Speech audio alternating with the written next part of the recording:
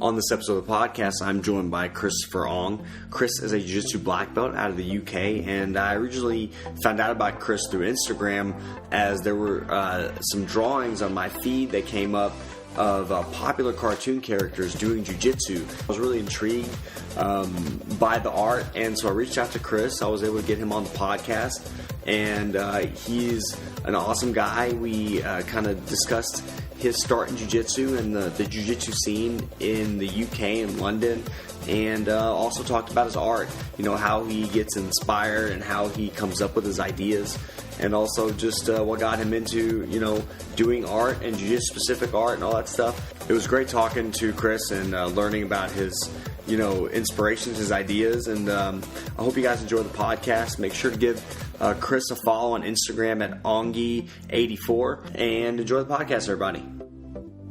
You are now listening to the Jiu-Jitsu Therapist Podcast. I actually found, I found out about you through Instagram because I started seeing your art, and I was like, what is this art all about? It was for me as as a physical therapist, in my dad's an engineer, I've always, in my head, I've always looked at things mechanically. I've never been really artistic, so I was really just blown away some of your ideas and stuff. So what's your background originally?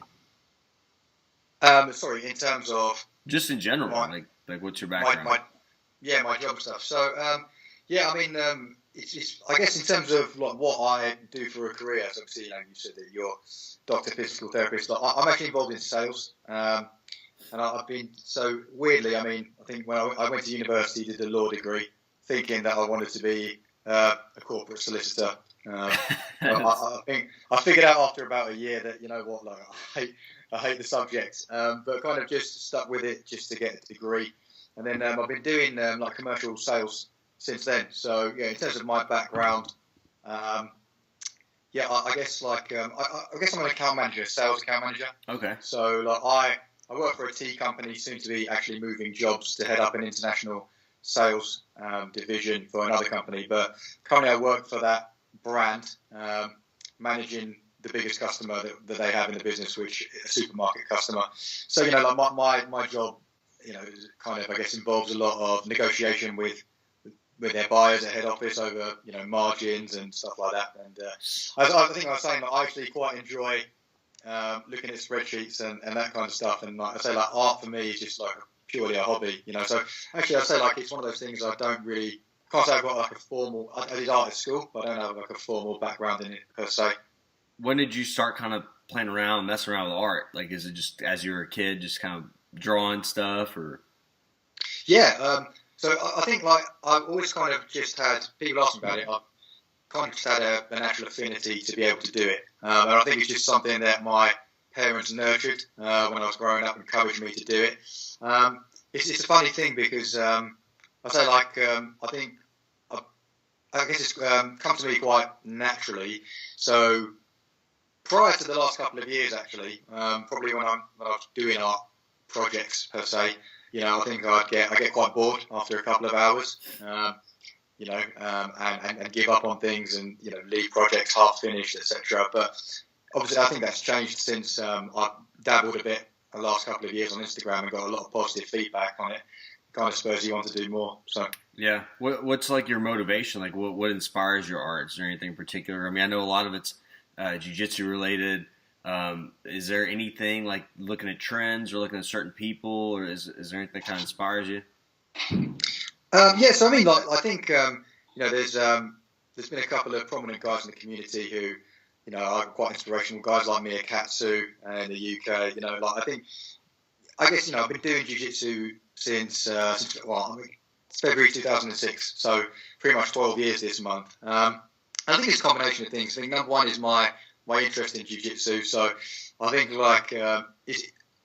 I started, YouTube was barely a thing.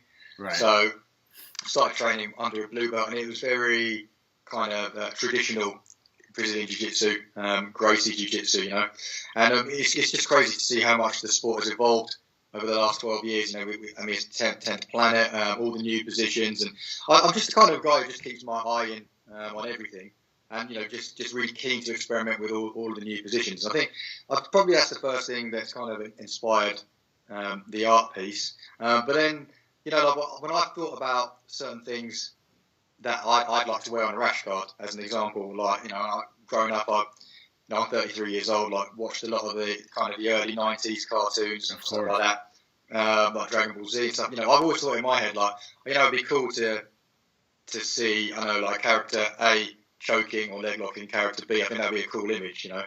And I said prior to, you know, a couple of years ago, I just thought I'd started committing some of these ideas to paper. And I think from my perspective as well, what's helped me in terms of the speed of projects is learning how to colour in digitally. So I draw by hand, kind of take a photo on my iPhone, scan it in, and then colour it digitally on computer. That's kind of quickened the process as well. So, yeah, I think that's kind of where it originates from. What's your, since we're around the same age, I'm 34, I guess you're 33, you said, what, in the early 90s or growing up, what was your favorite cartoon? I've got two, I'll tell you mine in a second, but what are your favorite ones? God, good question. And like early 90s, I mean, like, you know, I say, like, I've grown up in England, but it was just all the American cartoons, right? Like, I think, like, I really loved DuckTales when I was, like, 8 years old. I mean, when I was a bit younger, I don't remember it now, but, you know, I think when I, you know, kind of 5 years old or so, like, I was really into Thundercats and He-Man, or so I was told by my parents. Yep. And then, you know, kind of pushing towards the late 90s, early 2000s, like, I say, like, Cartoon Network was really big in the UK, you know, a lot of Dexter's Lab and stuff like that. And then obviously the Toonami thing came on board in kind of the early, I think that was like late 90s for you guys, but early 2000s for us, you know, and like that's when I kind of got introduced to like Dragon Ball and that kind of anime kind of stuff. So yeah, those are my favourite cartoons, I would say. I'd say for me, X-Men, the animated series in the 90s. That one, and then like the Batman series. Yeah, those were like, I would get my VHS and record every Saturday. I'd record every episode of X-Men. Sure. It was like my thing that I did. I couldn't even enjoy it. I remember I was so nervous, like trying to like pause it at the commercials and all that stuff. So I was just like, I would actually watch it after the fact, after I'd already recorded the cartoons. That was some of my favorites. Yeah, you bring up He-Man was huge. I'm trying to think if there's anything else, but like X-Men was like my thing. I loved X-Men so much. But you're right about the Batman animated series. I mean, amazing cartoon. I think I've done quite a few pieces on it. I love the art style of it as well. You know, it was incredible. Really like we can kind of geek out and talk about cartoons and stuff for a while. Like that cartoon, for me, it was, I don't know. It was awesome. It was just great. It was entertaining. It was, I don't know. I loved it. Anyway. So what about kind of, you said as far as the level of Jiu-Jitsu, I want to ask you a little bit about the level in Jiu-Jitsu in the UK. Are you in London? Is that? Yeah, I'm based in London. Yeah. Okay. So as far as what kind of motivated you to start Jiu-Jitsu, and then talk a little bit about what Jiu-Jitsu. You said it's kind of evolved a lot, but kind of how much Jiu-Jitsu has grown in the UK, and maybe its comparison to some other areas. Yeah, sure. So in terms of, I guess, how I got into Jiu-Jitsu, it's from watching the UFC actually. So I think in the UK, I'm trying to think back now, probably 2003, 2004. I mean, the only way that an MMA fan could, I guess, get access to watching UFC or consume that product was, what was it? I think a channel called Bravo. It was called Bravo on Sky Television, satellite TV. And it would be on really sporadically. And I remember kind of being on break from university in my first year, and just just hanging around like watching TV and catching these things late night, and seeing the UFC and just thinking. I think at the time, I was kind of more into weight training, and I found out recently. You'll probably be able to advise me on this. I found out recently that poor technique over the years has given me a back problem, which I'm trying to address now. But I was kind of into that kind of stuff anyway. But I remember watching the UFC and just watching the ground fighting, and guys like Don Fry, some of the early UFC guys, Tank Abbott, and just watching that, thinking I think prior to that I'd done a bit of karate growing up, I think I'd done karate for about 6 years, from the age of 7 years actually to 13 before I'd given it up. And I remember just thinking, God, if I was involved in from a self-defense perspective and a fight hit the ground like I'm seeing in the cage, I would have just no idea about what to do in that situation. And from my perspective, I did a bit of research into that. I remember going back from my kind of second year at uni.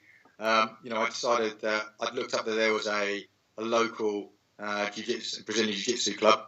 And back then, I think they were charging like £3.50 per lesson, which was really affordable for a student. And I think I just thought I'd take the plunge. And I remember the summer before I decided to do that. So I'm an asthma sufferer. My fitness improved a lot now, but I think at the point, just lifting weights, like my cardiovascular wasn't good. And I remember thinking before I started the summer before, like, all right, I'm going to really get onto, more cardio work to improve that before I got into jiu-jitsu. And then, kind of took the plunge when I went back from my second year of uni. I would say that my first 18 months of training were quite sporadic because, commitments to studying, lectures and that kind of thing. So, maybe once a week, maybe twice, some weeks none at all. So I was just getting my butt kicked, obviously by people going regularly. But, it's just something that was really interesting to me, and that's kind of how I got into it. What about what kind of, after, you said you're going kind of sporadically, what was the thing that made you stick with it? Was there something in particular, or just being consistent? What kind of motivated you to continue with jiu-jitsu? Yeah, sure. I mean, it was kind of a weird thing at first. I think I got to a point as a white belt where I thought to myself, like, I think I'm fairly confident with some of the self-defense principles, and I feel more secure, I guess, in myself about if I was to, in a self-defense situation, if a fight was to hit the floor.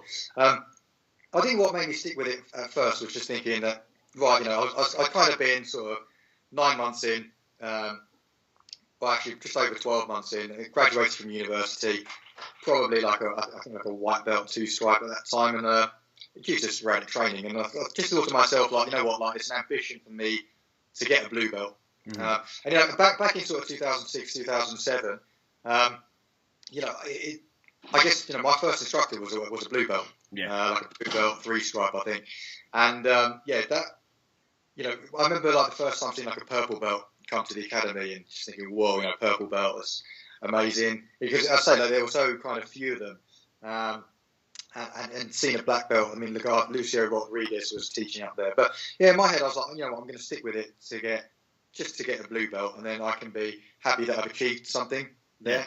So that was my initial thought. But then I think as I got a blue belt, and I think that was around the time 2008, techniques were progressing more. There was more stuff on YouTube just readily available. That then accelerated my interest in it. I agree with you, man. Like having like a blue belt, like I think when I first started, purple belts were teaching, and we did have a black belt, but he wasn't on the mats terribly much. But we did have a lot of like purple belts teaching us, and it was like, when getting a blue belt was like huge. Like, holy shit, man, I'm a blue belt. It was a big deal, I mean, I think it still is a big deal. It's kind of like a big achievement. It's kind of like, you get that blue belt, and then from there, it's like you really decide, do I want to go one way or the other? Do I want to stick with jiu-jitsu, or I've kind of achieved what I want to achieve? And, I mean, because you're absolutely right, because, I mean, you might have seen this experience yourself, but, like, I remember, like, as being a blue belt and seeing other blue belts, you would see, but back in the day, I mean, sort of 2006, 2007, still quite early days for UK BJJ, but you'd see sort of 5th grade Japanese jiu-jitsu guys, come on to train, and, because some of these guys step on with their black belts and stuff, and you just see, like, this is not me kind of knocking Japanese jiu-jitsu. Obviously, it's all kind of Brazilian jiu-jitsu is a derivative of judo and that kind of stuff. But you see these guys come on and just get murdered by high, like kind of 4-stripe white belts and low blue belts, and you just think, like, to your point, it's a big deal. You've reached a level of efficacy in the art at blue belt, which is fairly high. Yeah, it's a weird thing. Blue belt's a weird belt. We always like, obviously you heard like blue belt-itis, or like, you always make fun of people that get their blue belt and then you never see them again. Yeah. It's a weird belt, man, because like you've got blue belts that are just kind of I think sometimes blue belts get, like I'm confident now. I know I've achieved something. I know I've got some skill. And then I think on the other side, you have blue belts that are like, oh my God, I've got this blue belt. I've got a bigger target. I got to make sure. I think the pressure of it can kind of mess with people too. I think there's two sides of it. I agree. Yeah, but I mean, besides the competitive or the technique aspect, also people feeling like a blue belt is an accomplishment and that's where they want to be done with it, And Yeah. I've seen it so many times that people just I don't know if it's a motivation thing. I think maybe they're I guess sometimes chasing belts or just working towards a belt, and I think as for me personally, like a big thing to get a blue belt, a big thing to get a purple belt, and after that I was like kind of like, all right, I'm okay. Like if I don't get a belt for a while, I'm fine. I just like showing up and training and being around people that I have similar ideas and and I like their company. I like training with them. Yeah. Well, actually, I mean, you make a point. Like you make friends. Like I guess I see like being the age that I am now. Like a lot of my best friends are kind of settling down, having families, and you see guys on the mat more regularly than 3 times a week than you see your family or really close friends. So you do establish that bond. But I think just thinking out loud, I think another point that I guess going from white to blue.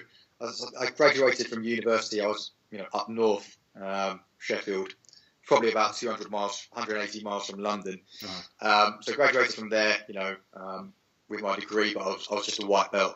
And when I came back to home, which is down south near London, looking for a job, I was fortunate enough that the academy closest to me was run by a black belt. Mm-hmm. So a black belt called Mark Walder. So Mark Walder was one of the first 3 black belts to be awarded a black belt in the UK by Mauricio and Roger. So Mauricio Gomez and Roger Gracie. Mm-hmm. So there's Mark Walder. I think there was Jude Samuel and Rick Young. So I was fortunate enough to kind of start training with him. And like I say, like obviously, I had good tuition under a blue belt, but as you know, the difference between a black belt teaching you and a blue belt teaching you, as I say, like that kind of piqued my interest. To your point, I think I could have potentially gotten blue beltitis if I'd have got it, up north and kind of just stagnated a bit. But yeah that opened up my eyes. So you originally started training when you were in college, yes, and kind of up north, and then you came back, and then you received your blue belt kind of more in the London area. That's correct. Yeah. Okay. That's right. And then so you kind of switched gyms, and you started really training more consistently, and yeah. So what was what about jiu-jitsu kind of motivated you, I think, to stick with it? Is there anything particular, like was a black belt or just getting better at jiu-jitsu? Is that the ultimate goal, or you just enjoyed training? I think, I just enjoyed training. It's a funny thing. I think probably up until, so, if I look at, I guess it probably took me just under 2 years to get my blue. Then I trained, the guy, I say Mark Warder gave me my blue. I then got a job in London and I had to move from that academy. And actually, I think I trained at Carlson Gracie's for a couple of months, but I tore the meniscus in my right knee. So that pretty much put me on the shelf for a year. And, it's just, I think the tear was so deep that I was advised not to have surgery on it. So, my knee still locks every so often, but I know how to manage that now. How long ago was that injury? Sorry? How long ago was that injury? So I tore my meniscus, good question, February 2009. So that's 9 years ago. Yeah. And no surgery for that? You never had surgery on it? No surgery, no. As I say, like the advice from the knee specialist at the time was, I think that the tear was small but so deep in there that I think it would have required removal of about 90% of the meniscus. So they said, by the time you're 35, you're going to have arthritis in the knee. And I guess they advised that once the inflammation and swelling had stopped, they said you can go back and train, your knee will lock, but it's not causing any damage, sort of thing. Okay. So from my perspective, they put me on the shelf, and I was a blue belt for about 4 years actually before I got my purple. So I guess I've never been in a rush for belts. It's just more been just the just trying to, I guess, explore new techniques and just become more efficient. I guess from my perspective, I'm like sort of 5'10". I weigh how much? Probably 71, 72 kilos, so maybe 160 pounds. Okay. So quite a small guy, So obviously, as a smaller guy, the progression and development technique is more important. And yeah, that kind of, it gives me a kick and a buzz to be able to learn new techniques and implement them against bigger, stronger, more athletic guys as well. So that's kind of what motivated me. Who's like kind of inspired, or who have you looked up to? Whose style, or jiu-jitsu, do you like to learn from? Is there anybody, like any of the top level black belts that you really like to see what they do and kind of follow their techniques? Yeah, sure. In terms of, I guess, like DVDs and instructionals, like probably 5 years ago, and then even now, like Ryan Hall's stuff is superb. And a great competitor as well. Actually, he hasn't fought in the UFC for a while, has he? Has he fought I don't know what's going on with that. Back in it, so. I don't know. I think he kind of trains, but I mean, he's I don't know. Last time he fought, it's been maybe 2 years, one and a half years or something like that. I think you're right. But then, guys like Marcelo Garcia, amazing. Rafa Mendes, incredible. I mean, kind of, I guess a lot of the smaller guys, and then, looking now, some of the guys, obviously Danaher's guys, Gordon Ryan, Eddie Cummings, Gary Toner. I'm a big fan of Craig Jones at the moment. He's I don't know if you've got his Down Under Leg Locks DVD, but I bought that. But really, really good material. So. That's awesome. Yeah, he's just kind of a laid back. I mean, they're all kind of laid back guys, really. They all kind of just take whatever and just go with the flow kind of thing. And I don't know if that's I guess if you compete a lot, that's probably something that's pretty important to have that kind of mentality, just to kind of be able to kind of go with whatever happens, because it can be pretty stressful, especially these. I mean, the jiu-jitsu is unique that you can compete a lot.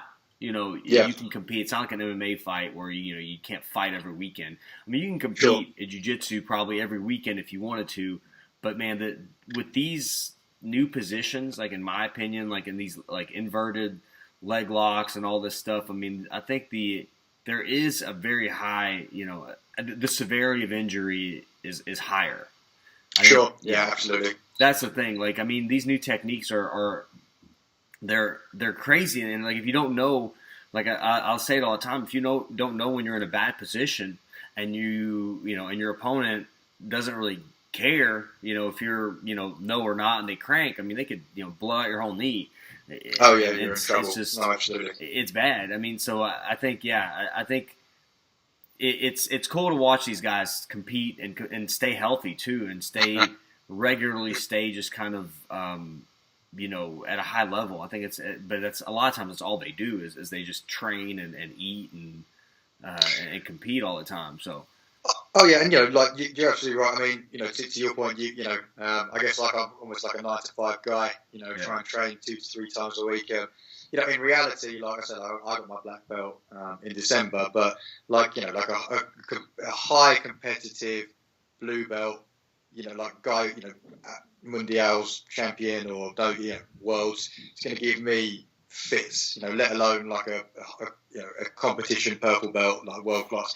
So of course that I agree.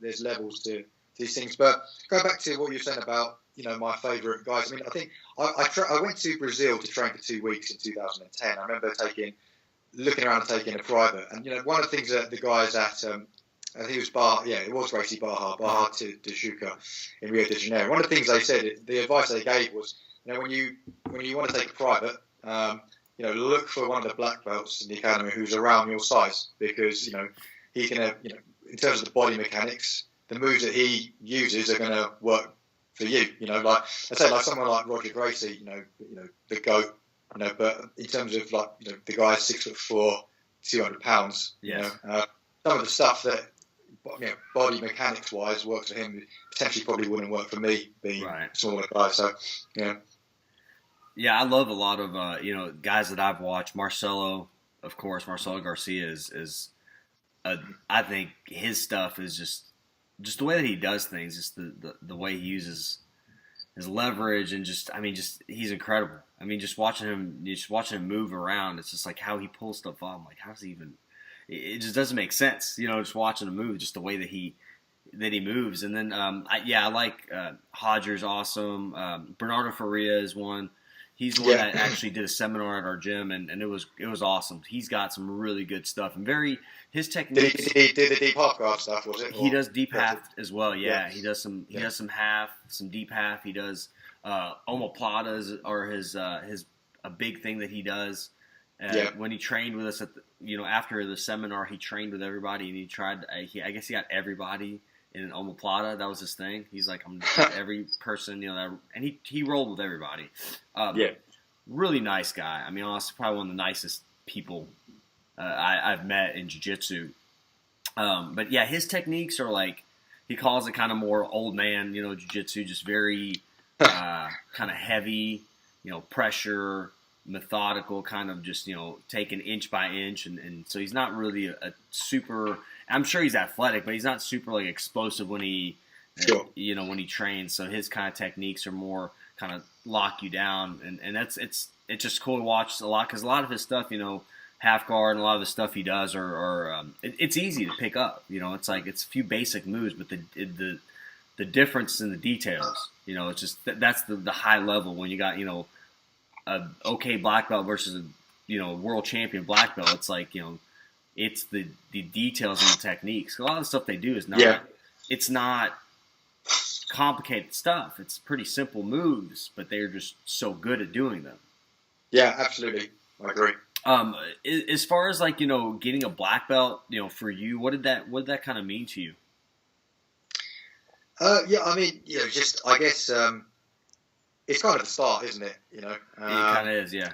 But it is a realization of, I guess, a dream over the last 12 years. I mean, it's funny because I was a brown belt for 4 years, and I remember kind of getting probably halfway through my brown and just thinking, I don't know, like, because you're a brown belt yourself, I don't know, like, just starting to feel insecure about my ability, just like, like there's things to tweak here. I still don't feel like my passing game's good enough, and I guess at our academy, we'd have a grading day a couple of times a year, and potentially, I think some of that I might have been able to get that slightly sooner, but from my perspective, it's like on a personal level, and I think this goes back to what I was saying about it's not really, for me, it hasn't really been about belts, just not feeling confident yet about it. I kind of skipped a few of those grading days, but yeah, I mean, it's kind of I guess it's now.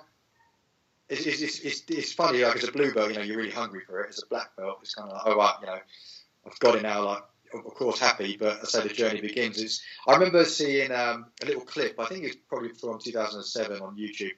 BJ Penn being interviewed about his journey in jiu-jitsu. I think at the time, BJ got his black belt in like 2001, 2002. Yeah. But I think at the time he was saying that. And this is the way that I've looked at it now, is that he said when he got his black belt, he kind of reset it to white. So he was a black belt, white belt, which is a really cool way of looking at it. That's awesome. I think at the time that he was being interviewed, so I saw this like 2007, he said at that point he felt he was like a good black belt, blue belt, like on the verge of becoming a black belt, purple belt. But, obviously he was saying that there's guys in the game who are like black belt, purple belt sort of thing. Right. So that's kind of the way that I've looked at it. I've like reset back to like a black belt, white belt now, and there's loads of things to work on. So when did you start actually teaching? Finally, like you said, you're teaching classes now. When did you start doing that? So I started teaching a little bit. I think the problem for me is that work commitments mean that I can't commit regularly to doing something like that. I think I started teaching a little bit as a purple belt, like beginners classes, at another academy actually, a different academy, helping out, I guess, a friend who was a brown belt there. He's also like a master in Kung Fu actually, so he's Kung Fu Academy. He's now a black belt in BJJ as well. Yeah. I started teaching a bit there for him, and then like I said, I train under a guy who's a Roger Gracie black belt now, Andy Roberts, a really cool guy.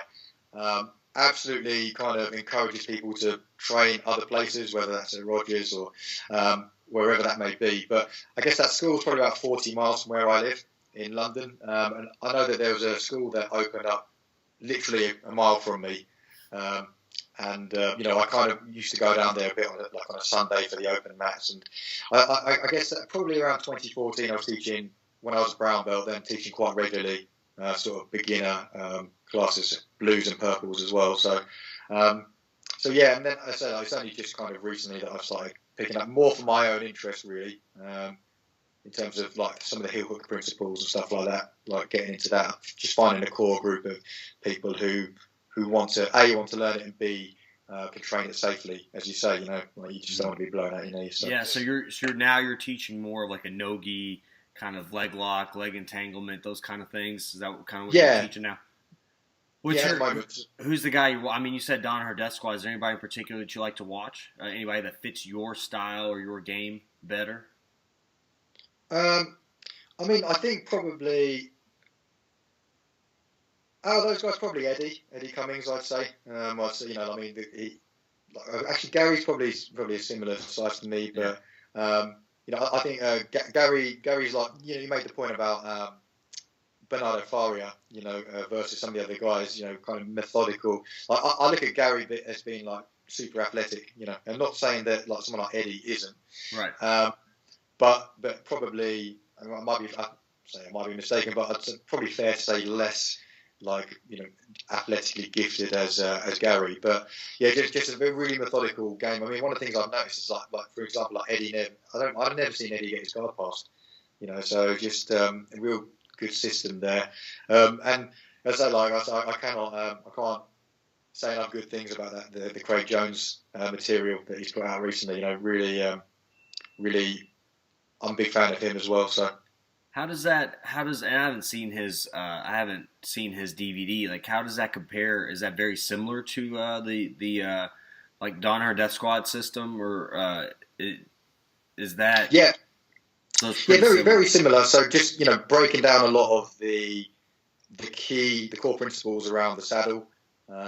Obviously, I've kind of studied quite a bit of the Scott Sonnen stuff, which I consider to be the source material too. But yeah, Craig's just very, very open about that. Working positions like reverse X guard into entries from there. Okay. I'd say that it's very, very similar. But he's got a couple of sort of tweaks on it. I guess the thing with the Danaher stuff is that. I'm sure that if you paid them, good money for a private, or we went to a Gordon Ryan seminar, you get the material there, but they're not necessarily put out on DVD for public consumption. So Craig Jones is. I just like watching him compete. He just seemed kind of like he just one of those guys that just kind of went with the flow, and he's just fun. He's just fun to watch, and his rise, you can kind of see. I think he was in like an earlier EBI, and I think he won a couple, and then he lost one, I think. And just watching him, kind of like, oh, he's got, and then you saw him at ADCC, and then he's like, oh, all right, now he's getting some momentum. And then he had that EBI with Gordon Ryan in the finals, and that was as close as Gordon Ryan has been to submit it in a while. And it was just cool. It just he just kind of. It's cool to see, kind of hear that he was kind of a purple belt, kind of, because Australia, I think the level of jiu-jitsu there's not a ton of high level, competitors or practitioners out there. So knowing him and Kit Dale and a couple of those guys kind of just started, coming up, and it's just cool to watch. It's cool to watch progression too. Yeah, absolutely. But to your point as well. I think that there's a lot of good material on Instagram that I see these days. Some of the guys that I follow, like you said, your instructor, a lot of the 10th Planet guys put out some good stuff too on some of this heel hook system. Guys like Sean Applegate, like Ken Peters on Instagram. I watch a lot of his, subscribe to his YouTube channel. I watch a lot of his stuff. He shares a lot of amazing information too. He's really, really, really good brown belt. I'm friends with him on Instagram too. So there's just so much material out there, and it's just expanding, lots of creativity. That I think that's like been a literal kind of, with the material expanding. That's how jiu-jitsu is kind of, because it's so readily available now. YouTube, Instagram, anything. And then DVDs and new stuff. before it was like, you can go to a seminar or here and there, or buy a DVD here and there. But now, just like with so much material and so many high level practitioners, it's just exponentially, jiu-jitsu. I mean, I don't know what it's going to look like in 5 years. I know, yeah. That's the thing. It's crazy, right? Yeah, it's crazy. I told like some of the blue belts at our gym, and I'm like, man, I was not doing the stuff that you guys are doing at blue belt. When I had a blue belt, it was like basic. I was starting to work half guard and open guard stuff. It wasn't like inverting and all this. I'm like, I mean, you guys, the level of blue belts today versus when I was a blue belt, it was like it's just you can't compare. I think it's the evolution has been huge. Totally agree with you. Like almost like blue belts back in 2008, you just cannot compare it. It's unbelievable. Like, I'm like different. It's like a different sport, isn't it? It really is. Yeah. Well, I got called. One of the guys, one of the white belts, called me an OG. He's like, man, you're one of the OGs at the gym. I was like, I guess original gangsters or maybe it's old guys. I don't know, man. I was like, holy crap. That makes me an OG too in a way. So. I was like, have I been doing it that long, or am I really like somebody that some of these newer guys are looking to for information, or it's crazy to think, man. Just time flies, though. It really does. I mean, just thinking about it. No, you're right. I mean, even like a BJJ Scout puts a lot of interesting material out there, like in terms of. I think what we're seeing essentially with this heel hook game is an amalgamation of Brazilian Jiu-Jitsu and Sambo. Okay. But you look at, obviously, I think, you're lucky in the sense of America has got excellent wrestling pedigree, places like Russia, obviously, as well, more so than the UK, and I think, and other places. But you see some of the material that BJJ Scouts putting out there, in terms of meshing and, I guess, blending wrestling and jiu-jitsu. I think, he's put stuff out on, like, positionally, like on the Merkel, and I've seen him put stuff on funk rolls out before and how they apply to jiu-jitsu. I think, to your point, that's kind of the future as well. It's definitely, I think that Joe Rogan podcast with John Danaher was a big thing too. Just like, I'm sure everybody listened to that.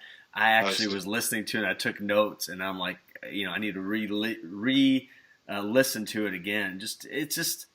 It's a guy who is like taking this little piece of jiu-jitsu or a few positions, and then just like extrapolated them to these just so many different levels and so much detail that like I was listening to him when he was breaking down the Gordon Ryan and Cyborg match in ADCC, and he was it was literally like 15 minutes of him breaking down like I don't know, like a few positions, 2-3 positions maybe. He's like, it's just crazy to think about the angles and kind of putting pressure here, and it's amazing. It's amazing that people can do that sort of thing and break things down in that much detail, and then actually have it work. Absolutely, and just articulate it to that level as well, so intelligently. That's the other thing. So, I agree. He's always very long-winded. On his posts and stuff, but I'm like, my God, when is this ever going to end? Scrolling down, but it's always something that you always gain a little piece of something. You always get a nugget of information. You're like, oh, that's cool. I never thought of it that way. Or so it's fun. I don't know if he's written a book, but I hope he writes a book. I think he might have a book out or something. Well, I think he pretty much wrote the Mastering Jiu-Jitsu book, didn't he? I think Henzo's book back in the day. I'm pretty sure. Did he write it? Yeah, I know. I don't think he's got any credits for it, but it's speculated that he wrote the content. So I don't have that book, but I've got a few of the Marcelo Garcia books, which are insane. Yeah. They're so expensive. Like because I guess they're out of print. I've got like a couple of. You say that I've got a couple of like Ed Beneville books, like Passing the Guard, and I think it's Ed Beneville and Joe Moreira, I think. Uh-huh. And I got those books for like sort of $20, $30 dollars. Yeah. $20 quid. Sure. Probably back in 2006, 2007, and to your point, because they're out of print. I mean, I think I saw them on Amazon the other day going for like $300. I know, it's crazy. But I wouldn't get rid of them though. I think a lot of information is available, but I also like just to like look in, I like looking at the still picture and then reading on it and then kind of looking back and forth and breaking down. And sometimes that really helps kind of solidify a position for me or a technique, just breaking it down. So I was going to ask you, Chris, tell me a little bit about some injuries that you've dealt with, in your career in jiu-jitsu, and also kind of your recovery or how you've done, maybe working around your injuries as well. Yeah, sure. So, let's say, like, you're an expert here. You probably, what I'm going to tell you is probably like it's more for like everybody else. All the don'ts around how to cope with injuries. I mean, like, I suppose, obviously, probably the meniscal tear was quite bad, and so they put me on the shelf for a while. It was just kind of, I kind of remember how I did it. It was, I remember playing like lasso guard and sweeping somebody, and just felt something go loose in my knee, but there was no pain, and didn't think anything of it. Came back to lesson sort of 3 days later, knelt on the floor, and just couldn't straighten my right leg, and I was what on earth is going on, sort of thing. I guess in terms of how I dealt with it, it was just taking time out. I remember the first time stepping back into the mat, I was really heavily scrapping my knee with like weightlifting straps, actually, just to kind of squat wraps rather, to limit the amount of movement in the knee. But yeah, it's gotten to a point now where it probably took about another sort of 6 months to a year for the knee to start feeling a bit better. But I guess that's how I rehabbed it. To be honest with you, like I said, that doesn't bother me as much these days as my back. So, like I said, I'm working with one of the black belts in my academy at the moment, who's a personal trainer, really good. He's put me on a program in terms of, because I've just thought this year that I need to sort out my back. I've always had, well, not always, probably since 2011. And I think what I can probably pinpoint it was a lot of jiu-jitsu training, sort of training 4 or 5 times a week. And trying to, at that time, experimenting a lot with inverted positions, so like crunching myself up essentially. But at the same time, kind of, I guess, trying to lift pretty heavy.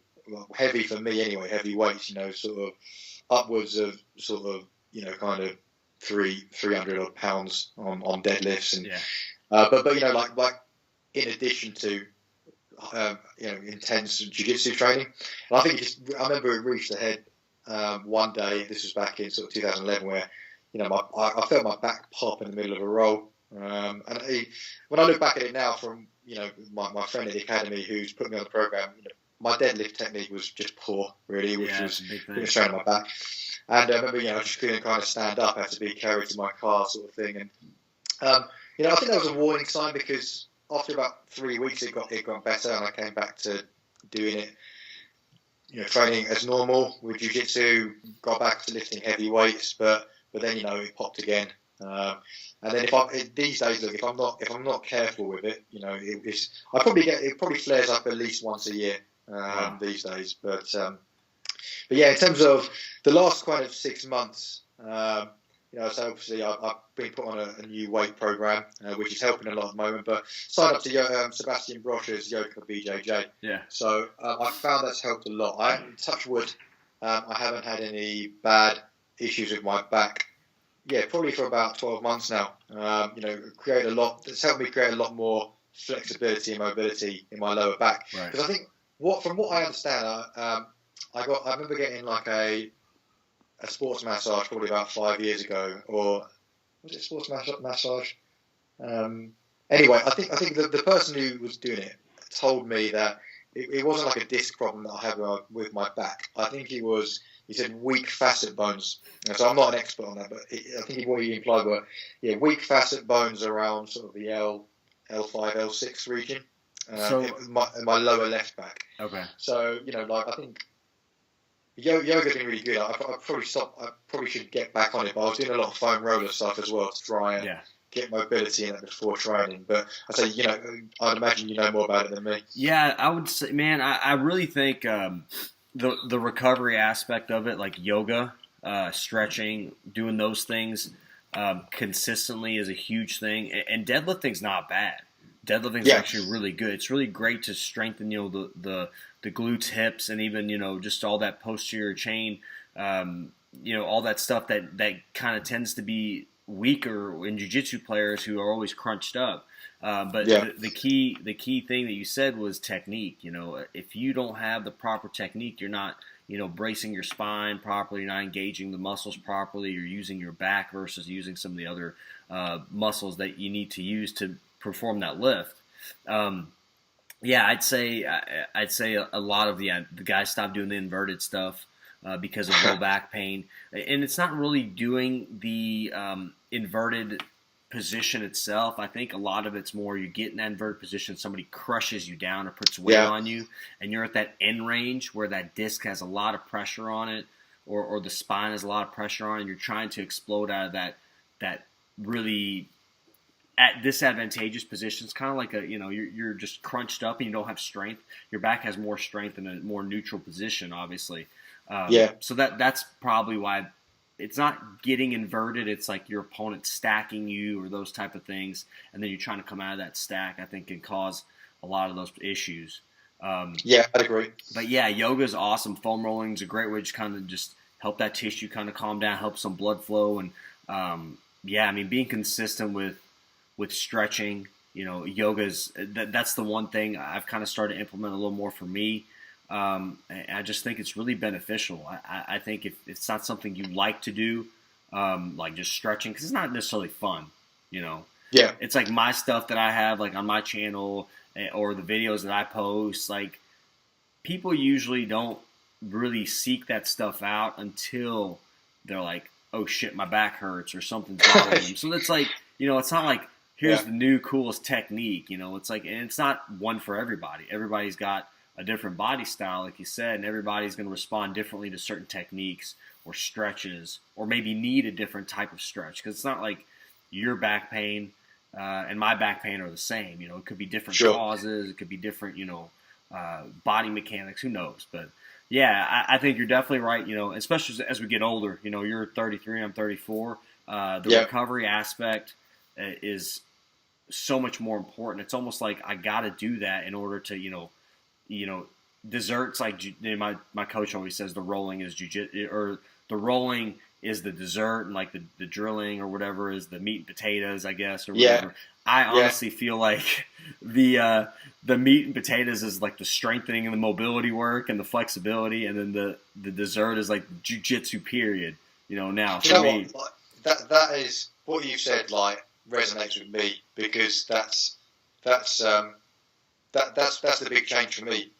Like in terms of if I want to be able to train in the longer term, you're right. The meat and potatoes for me is the stretching, the mobility part, because that then allows me to. Let's say I don't compete anything like that, so it's a bit different for me. But obviously, jiu-jitsu is a big part of my life. And one thing I like about jiu-jitsu, and you can kind of tell me, how you've kind of done some modifications, but one thing I like about jiu-jitsu is, obviously there is a risk of injury, but there's so many different techniques and so many different avenues. You can take your game so many different ways, like so you can kind of modify, to stay away from areas maybe where you're having pain, those type of things. Yeah. Like, is there anything that you've done specifically for your back or your knee, just any positions that you've kind of worked on that to avoid those areas?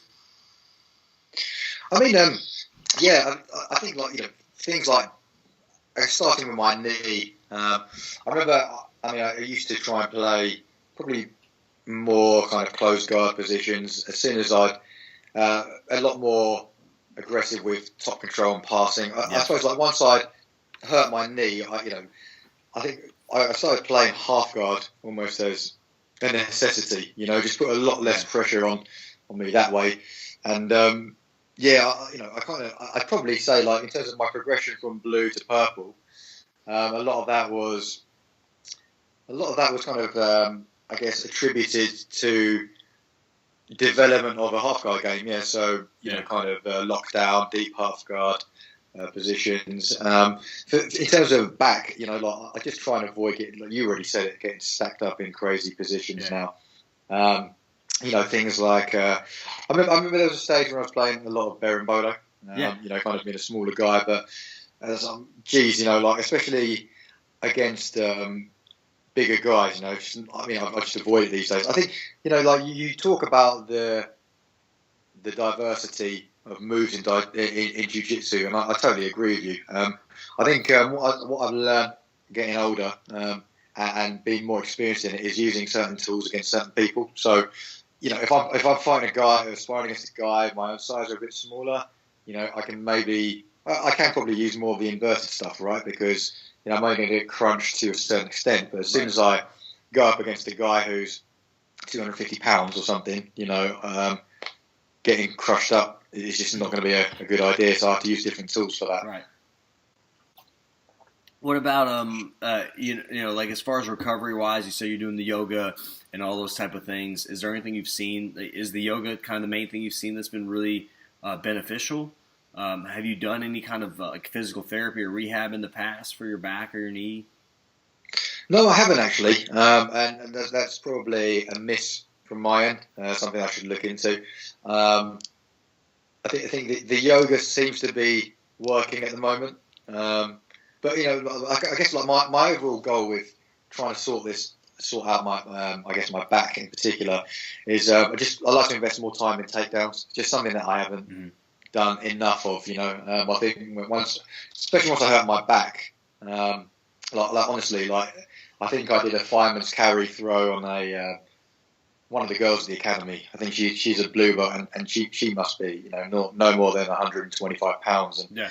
I was just drilling that. I could feel it in my back, you know, let alone kind of taking down bigger guys. But I think it's just for me, it's slow progress. But yeah, you know, again, like I should probably look into more of the physical therapy aspect. Yeah, absolutely. I mean, there's just there's definitely stuff out there that, you know, and everybody's different. You know, it's not going to be like do these exercises to fix your back. You know, you're going to have to play around and find things that you like and things that work for you, because you know I think there's not a one size fits all, and I say that all the time. Like, you know, sure, everybody's like, well, I can just do exercises off the internet.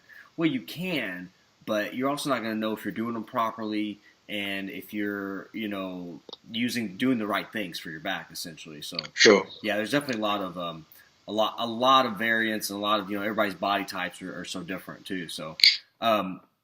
Well, Chris, I was going to ask you, man, the way that I found out about you was like I started seeing your art, you know, up on Instagram and stuff like that, and seeing your art.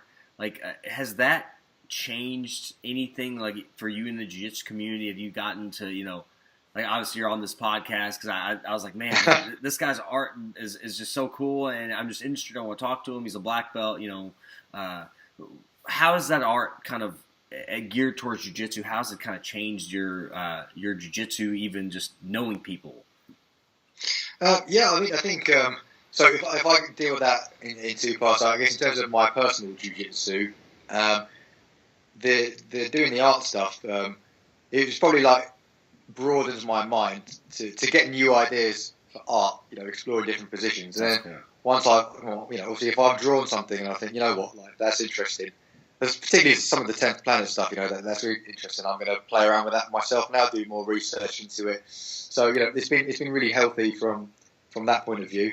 Yeah, in terms of connecting with people in the community, yeah, it's been amazing. You know, like just getting a lot of really positive feedback, being able to connect with like, I guess, you know, like really like high level guys in the community. You know, some of making personal friends, you know, over Instagram, of course, but personal friendships with some like high level 10th Planet guys, some MMA guys as well, like Ben Saunders and Cole Miller, you know, who've been a fan of my stuff, and obviously I'm a fan of their stuff too.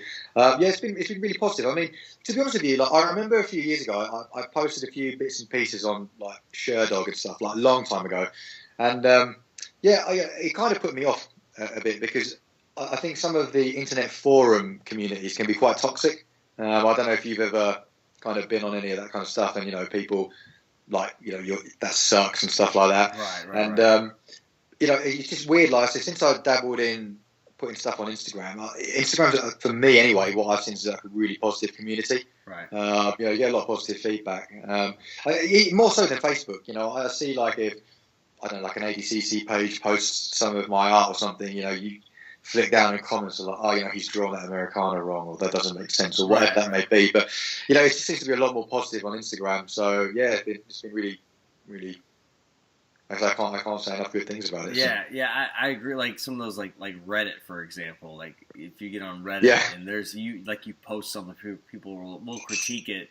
Well, they're a lot quicker to critique it, and I think just obviously it's sometimes looking at the human body or body mechanics, it's hard to draw that perfectly. I mean, that's the whole thing. Like I can't even draw an arm and a hand or something, let alone drawing like a leg entanglement. That's crazy. Yeah. Like, to me, like the thought, behind, making sure everything looks proportional even is just like, that's difficult. I mean, you make a good point, because I mean, pretty much all the stuff I've drawn, like if you just said, no reference, draw it. Like to your point, it's almost impossible. Like I mean, I got quite an understanding girlfriend, who puts up with me sitting on the couch drawing, whilst watching TV and stuff like that. But like every so often I'll be like, Rach, would you mind just taking a photo of me? I put on a gi, be in a really weird position, and like as a point of reference, for some of my art. And she's like, "What are you doing?" Just in odd positions. But I say like that's to your point. That's the difference between being completely accurate in the drawing and not. So. Well, I mean, just to in my amazement, like I couldn't even probably trace half the stuff. I'm just not that good, It's amazing to me. It's amazing how like people's minds work, and how like you can put your interpretation of like these characters doing these positions, which I think that's crazy to me. I think it does require to your point, just a level of understanding of the body mechanics and the movements, and I think that you got to understand the positions to try to get as closely as you can, to depict them in the picture as closely as you can.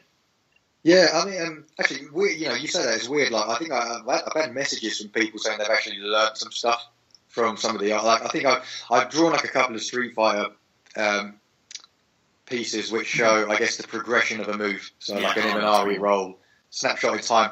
Or a judo throwing, guys are like, God, I've actually learned some stuff from your drawing. So that's crazy to me. Do you have a favorite drawing you've done, or a most popular one, or? I think probably the turning point for me is I did like I don't know if you've seen like a Vitruvian man, so it's like Leonardo da Vinci's, and with all the like different body parts, like all the different. Yeah, that's right, and like his legs are getting heel hooked and stuff like that. That was almost 2 years ago now. Actually, I think I had the idea for years. I think that'd be a cool concept. And to be honest, it's probably one of the most complicated drawings as well, because of all the measurements. And just drawing the man itself, it's complicated in terms of all the measurements. I mean that's the one which I say like I probably didn't have any confidence in that anybody would think anything of my art, but I remember kind of posting that up, and literally like 2 weeks later, like somebody at my academy was like, "Mate, like, isn't this your art?" And like seeing like some pretty high profile pages. Like now, obviously, I think at that point I was a bit stupid. Like I didn't think anything of anybody, even didn't even consider people liking my art.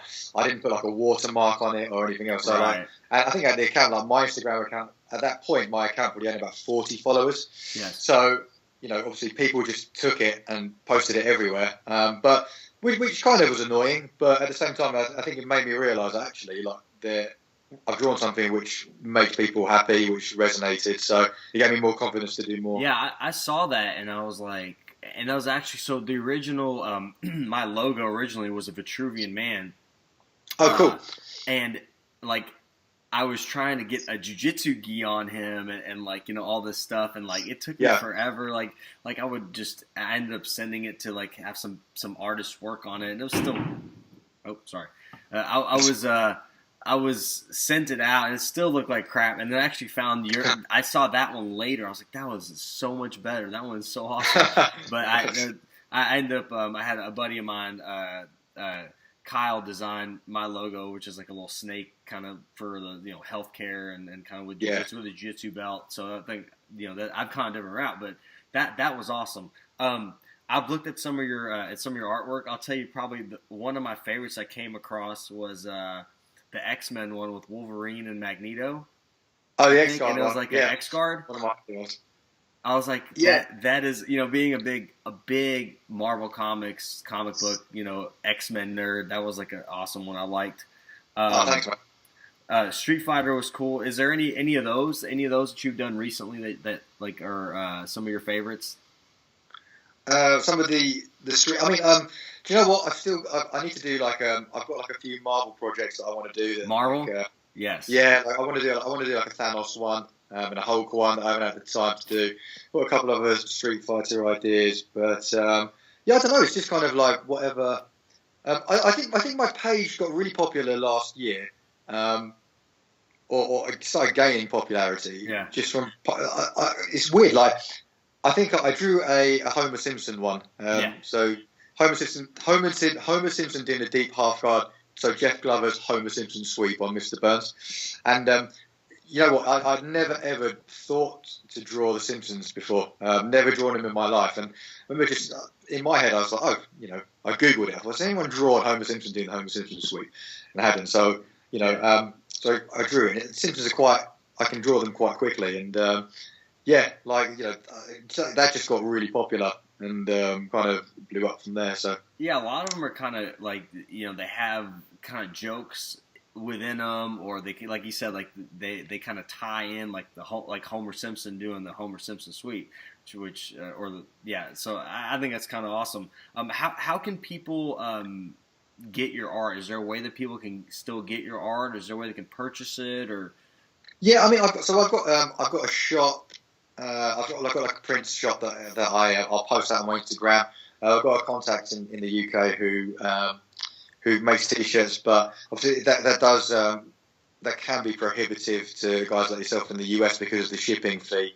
Obviously I probably need to be careful with certain aspects because I think a lot of my art is in breach of copyright law. Well, yeah. But yeah, to be honest with you, I think with most of these things, they kind of sell in low enough volumes. You're left alone. But no, I think I need to think about how to broaden it. I mean, I've kind of quite recently converted my Instagram page into like a business page. Yeah. And it's just crazy to see, in terms of the amount of followers I have. Honestly, it's overwhelmingly United States. Probably 85% of my followers are from the US, followed by Brazil. And then there's probably only less than 5% of my followers are in the UK. But I think that's more of a commentary on the dynamic of, I guess the consumption of Instagram around the world. It's just so big in the US. I mean, even when I was kind of I've been to Vegas 3 times. I say I love the US, but just out there when you talk to people, they're like, "What's your Insta?" This was 3 years ago, and I remember barely using Instagram. It's but everyone's just like, "What's your Insta?" Nobody's asking you about Facebook. It's like, "What's your Insta?" sort of thing. So. Yeah, and I didn't get on Instagram. Maybe been on less than a year or something, but it's quick. You can just see so much so quickly. A lot of, I don't know. It's kind of cool. It's a different. There's not as much crap to go through. It's more kind of simple. Keep videos down to a minute. Pictures, whatever. It's kind of it's it's instant Instagram. So it's instant. Yeah. It just gives you instant feedback. Instant. Kind of. I'm just asking because I want to try to get that X-Men one, man. I want that. That thing is so awesome. No, I'll send you on that. I'll send you that one for free. Awesome. Yeah, we'll talk. Dude, Yeah. I gotta have. I want that. That'd be awesome. I'll get it to you for free. Chris, how can people get a hold of you? What's Instagram? Any information if they have questions about your art, anything like that? How can people reach out to you? Yeah, sure. So just at Ongi84. So Ongi84 is my Instagram. Just message me on there. I think I'm so appreciative of the feedback I get. I just can't believe how many people are following me and stuff. So I always endeavour to reply to comments and messages and stuff like that. So if you say hit me up on there, I say I'll pretty much always get back to you. I've got a Facebook page Ongi84 Art as well. So reachable on there. So any of those two mediums really. So it's Ongi, Ongy 84. Yeah, 84. Yeah. God, awesome. That's right. Chris, man. Well, that's all I got, dude. I appreciate you taking the time. No, thank you. You know, I appreciate you inviting me. Yeah, I do the podcast just to kind of just talk to people that interest me, that have a unique perspective on stuff, and your art was just one thing that really drew me. Get that? Playing words. Your art was one thing that really I thought was very unique. Although you're taking some things that have already been, some characters that have been done, but you just portray them in a way, and I just think takes a lot of talent. So. Thank you for your time. And no, thanks so much. Thanks so much, Eugene. I appreciate it, man. It was good talking to you, and I wish you all the best. And stay safe in your jiu-jitsu, and hopefully, I tell all the time, hopefully sometimes we'll cross paths, and maybe we'll be able to train together. It'd be awesome. So that would be so cool. And hopefully, when we do, I'll have my back will be in a better state than it is now. Yeah, man. I hope so. Absolutely take on board everything that you said in your advice. Well, today, if there's so anything, like I said, if anything from me, you have any questions on anything, if I can help you out, I'd be more than happy to. So please reach out anytime. Brilliant. Thank you. All right. Thanks, Chris. Thanks, Talk to you later. Cheers. See you later. Bye.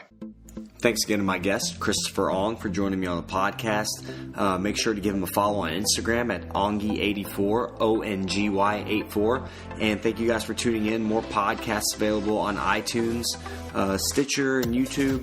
And guys, if you don't mind, please leave a review on iTunes. It helps out a lot. If you're interested in injury prevention rehab for jiu-jitsu, for any kind of injury prevention tips, check out the YouTube channel, The Jiu-Jitsu Therapist, and at jujitsutherapist.com. And if you guys have any questions, jujitsutherapist@gmail.com. See you guys next time. Thank you.